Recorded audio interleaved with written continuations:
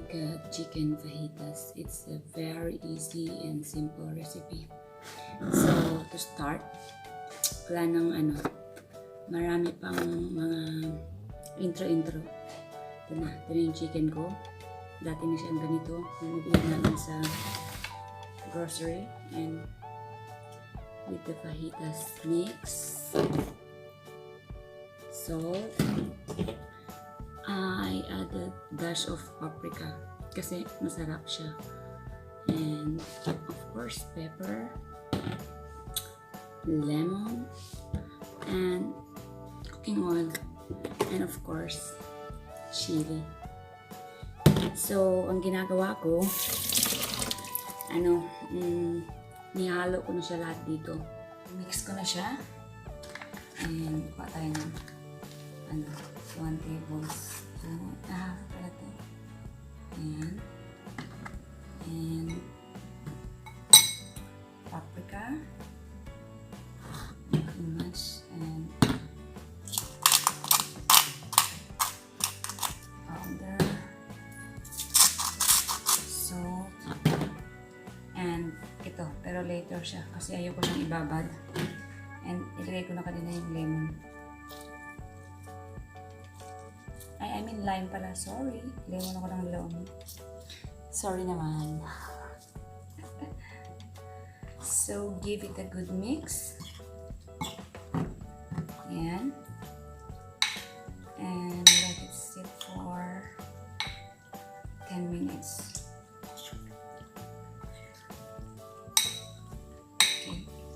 And then, prepare na natin yung mga bell pepper. Prepare na tayo.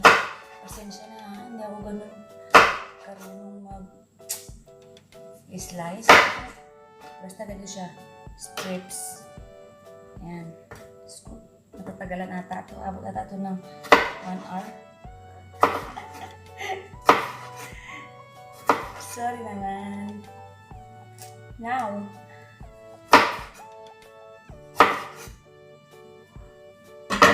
isang knife ko. Ito na lang. Parang mas naayos ko tong knife na to eh. O, diba? Alam mo na, married, kaya kailangan matutong magluto. Kailangan sa buhay yan, mga sisters, mga manay, mga katsukaran, tsaka. Ito, abutin ba ako to ng ilang linggo bago matapos. Ganito to mag-cut ng onion, ha? Cut into half. Wow. Tapos, ang the best gawin dyan is fork. Tusok ng ganyan. Saka mo siya, slice ng ganyan. O, diba, best? Ang bilis. Para hindi maano yung mo. Ganun lang.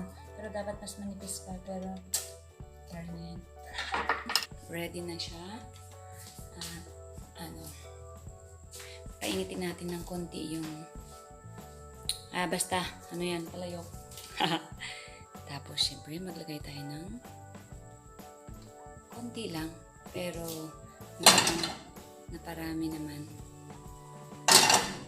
Tapos, painitin siya at lagay na yung chicken na siya, pero hinaan ko, lagay ko lang sa loob, baka tatalsik sa akin. Alam mo naman, pro tayo. Tapos yan na yung chicken. Dahan-dahan lang mga best, ha? Ayan. Tapos, here. Ayan. Huwag masyadong lutuin kasi siya matigas. Yung mga, basta alam mo yung pag maluto na siya, tanggalin mo na, di ba? Saka masunog pa eh. Tapos haluin lang ng haluin, bes. Huwag mahiyang haluin. Ayan siya. Medyo malapit na.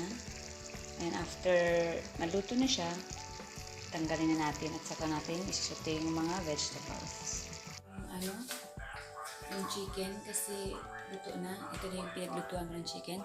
Lagay ko na itong mga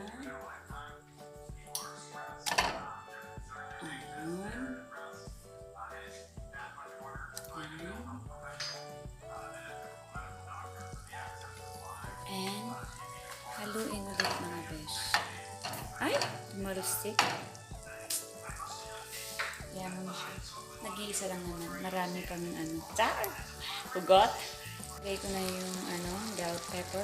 So, let's wait for 10 minutes. And after that, lagay natin yung chicken sa taas niya and simmer it for 2 to 5 minutes. So, ang gagawin ko is ihalo ko na tong chicken. Yan. And after, halo-halo lang. Tapos na. Yun, ganun kabilis. Ganun kadali kasi simple lang din yung recipe ko. Yan na. Tapos na po. Wait ko na lang si Habi. No choice siya na sabihin masarap o hindi. Kailangan sabihin niyang masarap. Ayan, tapos na ako magluto. Ulirang asawa ko. Alam niyo naman, housewife. So, hintayin ko si Habi. At siya tikim ng niluto ko. Wala naman iba. Kaming dalawa lang naman. Kaya, mamaya na lang ha? Balikan ko kayo ha? Siyempre, maghihintay ako. Anong gagawin ko? Eh, siyempre, manood. And, manood ng movie. And, with this one. Para hindi ako magutom kasi hintayin mo kumain si Habi. Wow, sweet! Sweet, sweet, sweet. Sweet na wife, char. So, he's home! Okay, wait for your dinner, yeah? Okay.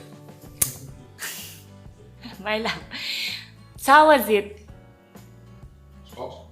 Ay, yeah! Yummy or not or what? Or very good or very delicious or what? Sarap. Only that? Yeah. Totoo? Totoo. Bye. Oo. Pangalawa yan na. So, ibig sabihin, masarap ang luto ko. O, diba? Rapsa? My love? Rapsa. Rapsa means masarap. Okay. Pangalawa niyan eh. So, ibig sabihin, masarap. Diba? Sige na. Thank you for watching. God bless.